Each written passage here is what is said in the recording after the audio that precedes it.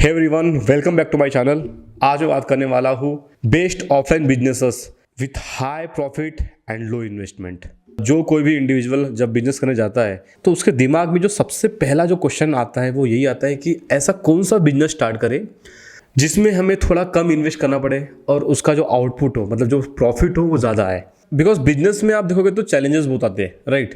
Competition होता है, challenges होते हैं, तो उसमें फेलियर का रिस्क जो है वो ज़्यादा होता है।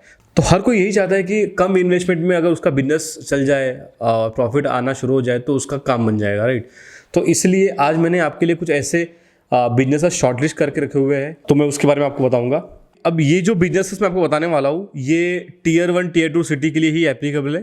तो मैं कंसिडर करके चल रहा हूँ कि आप टियर 1 टियर 2 सिटी में रहते होंगे। जो सबसे पहला और ट्रेंड में चलने वाला बिजनेस है आज के टाइम पे वो है क्लीनिंग सर्विसेज।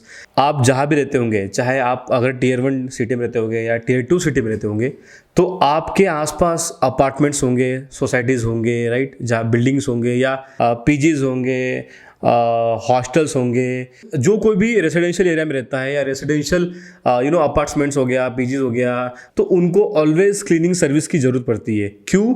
क्योंकि उनके पास अगर कोई जॉब कर रहा है, लेट से कोई जॉब करता है, लेट से कोई स्टूडेंट है, तो उनके पास इतना टाइम नहीं होता कि वो क्लीनिंग पे ध्यान दे सके, क्लीनिंग कर सके। तो इसलिए वो ऐसे ढूंढते हैं जो क्लीनिंग सर्विस करते हैं, जो क्लीनिंग सर्विस प्रोवाइड करते हैं, वो ऐसे लोगों को ढूंढते हैं। तो इसकी जो डिमांड है वो काफ़ी ज़्यादा है। अगर आपको इसका प्रूफ देखना है तो आप गूगल कीवर्ड ट्रेंड्स में जाके आप सर्च कर सकते हो कि इस कीवर्ड के लिए, जैसे क्लीनिंग सर्विस नियर मी या क्लीनिंग सर्विस इन पुणे या मुंबई, जो भी है, आप देखो इस कीवर्ड पे कितने वॉल्यूम है, इस कीवर्ड पे कितने लोग सर्च करते हैं। आपको समझ में आ जाएगा कि इसकी डिमांड है बहुत ज़्यादा मार्केट में, राइट।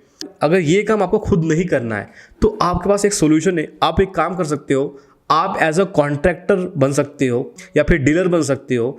आप अपना फर्म बनाओ, आप अपने फर्म को मार्केटिंग करो as a cleaning service provider करके। उसके बाद अगर आपको लीड आती है तो एक काम कर सकते हो, आप ऐसे लोगों को ढूंढो जो क्लीनिंग सर्विस प्रोवाइड करते हैं, आप उनसे टाई अप करो। और जब आपके पास ऐसे क्लाइंट्स आते हैं जिनको क्लीनिंग सर्विस चाहिए, तो आप एज अ कॉन्ट्रैक्टर उनको वो सर्विस प्रोवाइड कर सकते हो। सो ये एक अच्छा बिजनेस है और इसके ऊपर मैं एक और वीडियो बनाने वाला हूँ कि अगर आपको मार्केटिंग करना है, अगर आपको लीड्स चाहिए, अगर आपको इसके लिए क्लाइंट चाहिए, इंक्वायरीज चाहिए, आप कैसे मार्केटिंग करोगे, ये सारा इसका इन डिटेल वीडियो बनाऊंगा मैं। तो उसमें बताऊंगा मैं आपको कि कैसे आप मार्केटिंग करोगे। Now second is car wash business. ये भी ऐसा बिजनेस है जो टियर 1 और टियर 2 सिटी में बहुत ज़्यादा पॉपुलर है। अपनी खुद की कार सबको बहुत पसंद आती है और वो कभी नहीं चाहता कि उसकी कार बहुत डर्ट से बैठा हो या बहुत गंदा दिखे। तो या तो उसको डेली खुद क्लीन करना पड़ेगा या उसे किसी को हायर करना पड़ेगा जो उसकी कार को डेली वॉश कर पाए या अल्टरनेट डे वॉश कर सके। बट आप जब सिटी की बात करते हो, जहाँ पर बड़े बड़े लोग रहते हैं या जो प्रीमियम लोग रहते हैं, तो उनके पास इतना टाइम नहीं होता कि वो जॉब के साथ साथ कार धोना daily, that is not possible. किसी के लिए भी इतना ज़्यादा फिजिबल नहीं होता है। तो ये भी एक अच्छा आपके लिए अपॉर्चुनिटी है। अगर आप खुद कार वॉश करना चाहते हो तो वेल एंड गुड, अगर नहीं करना चाहते हो तो इस केस में भी अगेन आप कॉन्ट्रैक्टर बन सकते हो। जैसा आपको मैंने बताया था, क्लीनिंग सर्विस में आप एज अ कॉन्ट्रैक्टर बन के काम कर सकते हो। सेम यहाँ पर भी आप एज अ कॉन्ट्रैक्टर बन के आप काफ़ी सारे जो वेंडर्स होंगे, आप उनसे टाई अप करके आप उनसे वो काम करवा सकते हो और बदले में आप अपना कमीशन ले सकते हो और प्रॉफिट आप अर्न कर सकते हो। तो ये भी एक अच्छा बिजनेस है आज के टाइम पे और ये ऑलवेज रहेगा बूम में, ट्रेंड में रहेगा। Now the third is food and beverage business. अब इसमें आप कौन कौन से बिजनेस कर सकते हो? इसमें आप जैसे टिफ़िन सर्विस प्रोवाइडर बन सकते हो, टिफ़िन आप दे सकते हो। जैसे आप, अगर आपको लगता है कि आपके पास इनफ टाइम है, आपको लगता है कि आप खाना बनाने में बहुत एक्सपर्ट हो और आपके पास टाइम भी है, तो आप अपने सोसाइटी में या जहाँ भी आप रहते हो, अगर आप पीजी के आसपास रहते होंगे या अपार्टमेंट्स के आसपास रहते होंगे या सोसाइटीज़ के आसपास रहते होंगे, तो आप अपना टिफ़िन सर्विस स्टार्ट कर सकते हो। इसमें भी आपका बहुत ज़्यादा कम इन्वेस्टमेंट लगता है और प्रॉफिट इसमें भी काफ़ी अच्छा खासा प्रॉफिट है।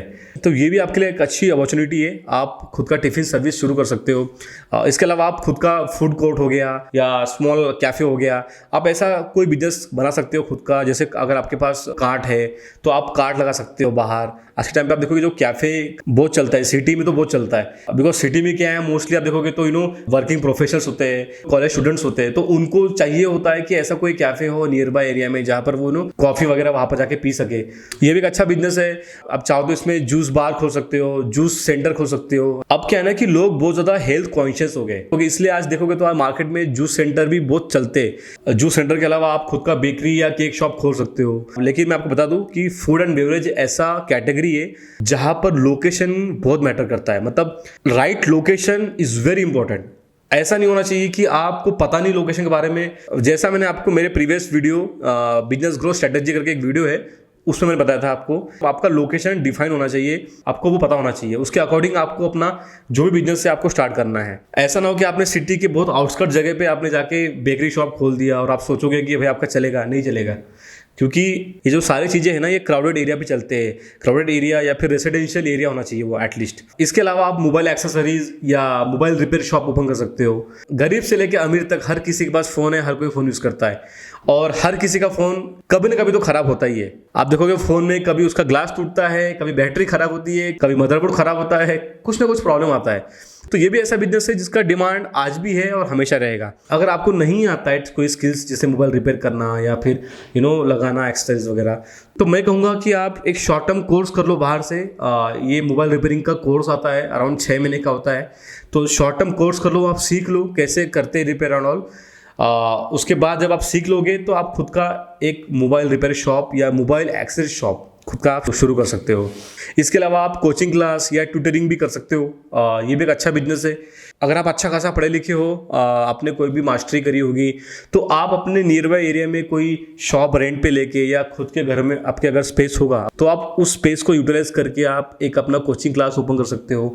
जिस भी सब्जेक्ट में आप एक्सपर्ट हो, जिस भी कैटेगरी में आप अच्छे से गाइड कर पाते हो और पढ़ा पाते हो, तो आप उस सब्जेक्ट के ऊपर कोचिंग क्लास स्टार्ट कर सकते हो। ये तो ऐसा बिजनेस है जिसमें इन्वेस्टमेंट बिल्कुल ना के बराबर है। आपको बस बोर्ड लेना है, आपको only white board black board लेना है या डिजिटल बोर्ड लेना है और आपको बस पेंसिल लेना है, दैट्स इट। और हाँ, अगर आप शॉप रेंट पे लेते हो तो आपका मंथली रेंट जाएगा। हाँ, बट हाँ, उतना बिजनेस करो तो आप उतना तो इन्वेस्ट कर ही सकते हो, राइट। तो ये भी एक लो इन्वेस्टमेंट और अच्छा बिजनेस मॉडल है। मे भी हो सकता है आपको सब्जेक्ट रिलेटेड ना आए कुछ, तो आप देखो अपने आप में कि आपके पास क्या टैलेंट है, आपके पास क्या स्किल्स है।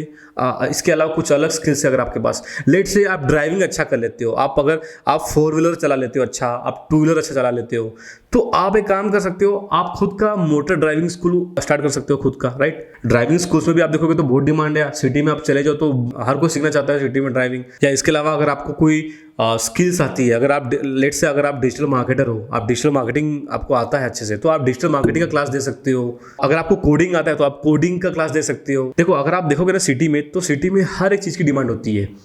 बस आपको परखना है कि आपके पास क्या स्किल्स है और आपके उसके बेसिस पे आपको खुद का शुरू करना है। इसके अलावा आप अगर ऐसे जगह रहते हो जहाँ पर रूरल एरिया है या सेमी अर्बन इवन आप कंसिडर कर सकते हो, तो आप अगर ऐसी जगह रहते हो थोड़ा सा आउटस्कर्ट सिटी के बाहर, थोड़ा सा जैसे 20-30 किलोमीटर बाहर रहते हो सिटी के, आप ऑर्गेनिक फार्मिंग कर सकते हो और उसको डायरेक्ट सप्लाई कर सकते हो। आप आज के टाइम में आप देखोगे तो काफ़ी लोग हेल्थ कॉन्शियस हो रहे हैं। बहुत लोग वीडियो देख रहे हैं आजकल यूट्यूब पे, तो उनको समझ में आ रहा है कि फूड में हर चीज़ में मिलावट हो रही है। आज के टाइम पे ऑर्गेनिक फूड को लोग बहुत ज़्यादा प्रेफरेंस दे रहे हैं, बट हर किसी को ये मिलता नहीं है। तो आप उसका फायदा उठा सकते हो, तो आप उसको ऐसा अपॉर्चुनिटी ले सकते हो। तो ये भी एक अच्छा बिजनेस है और प्रॉफिटेबल बिजनेस है, कम इन्वेस्टमेंट है इसमें भी। सो होप आपके जो भी डाउट्स होंगे वो क्लियर हुए होंगे।